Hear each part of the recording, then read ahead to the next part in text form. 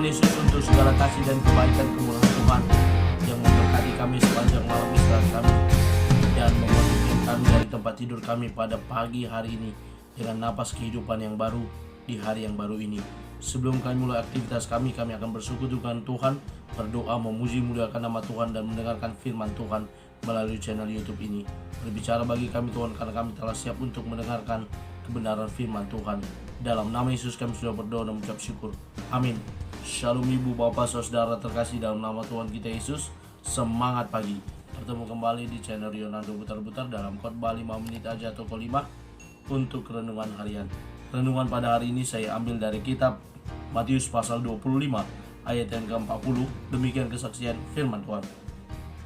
Dan raja itu akan menjawab mereka, "Aku berkata kepadamu, sesungguhnya segala sesuatu yang kamu lakukan untuk salah seorang dari saudaraku yang paling hina ini, kamu telah melakukannya untuk aku."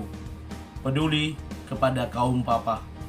Ibu, bapak, saudara terkasih dalam nama Tuhan kita Yesus, ketika mempersiapkan khotbah ini, saya teringat beberapa tahun yang lalu ketika sedang kuliah teologi di tingkat 2 atau 3.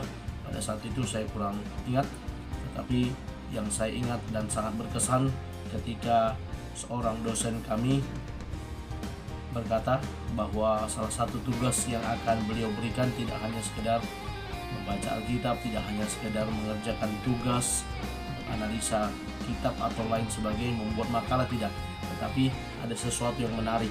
Beliau meminta kami untuk makan siang, makan malam bersama orang-orang kaum papa atau para pekerja serabutan yang berada di pinggir pasar, yang berada di tepi jalan atau di bangunan atau di mana saja, yang pasti mereka yang kerja serabutan.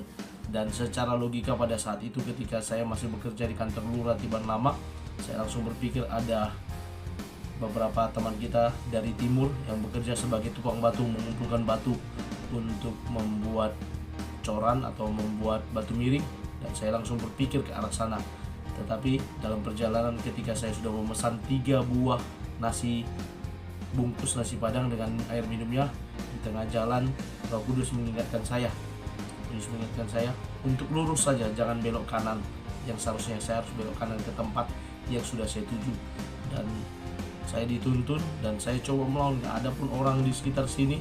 Saya jalan melewati Tiban Mas, melewati Taman Sari, dan ketika lewat sedikit ada seorang bapak yang sedang menusuk-nusuk ke pohon, rupanya lagi cari semut untuk makanan burung.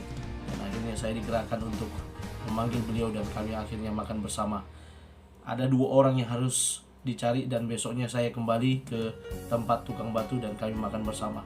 Ada hal yang menarik dari tugas tersebut, tidak hanya sekedar menyelesaikan tugas dengan pernyataan saya atas nama Yonando Butar-Butar dengan ini menyatakan sudah makan bersama 2 orang pekerja serabut dan Tuhan Yesus adalah saksinya.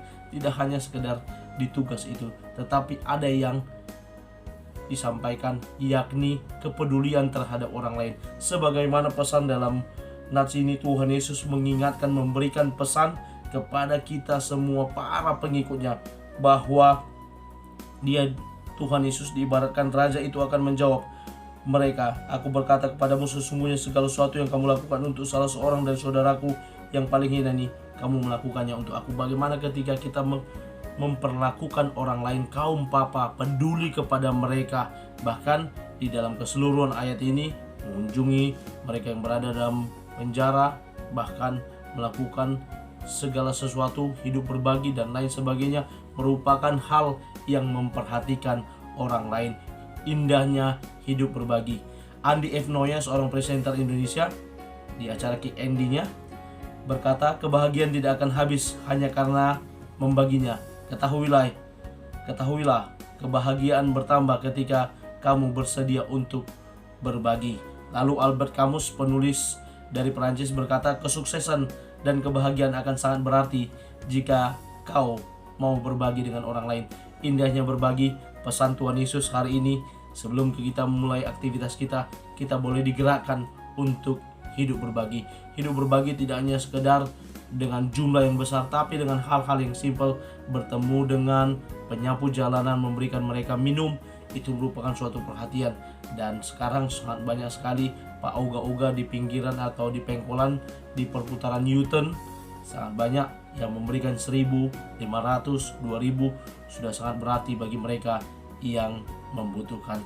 Kiranya firman Tuhan buat kita pada pagi hari ini boleh mengingatkan kita untuk berbagi, dan mari kita tunjukkan kasih kita kepada sesama dengan mau hidup berbagi dan memperhatikan mereka yang kekurangan, karena itu pesan Tuhan Yesus bagi kita. Amin. Kita bersatu dalam doa.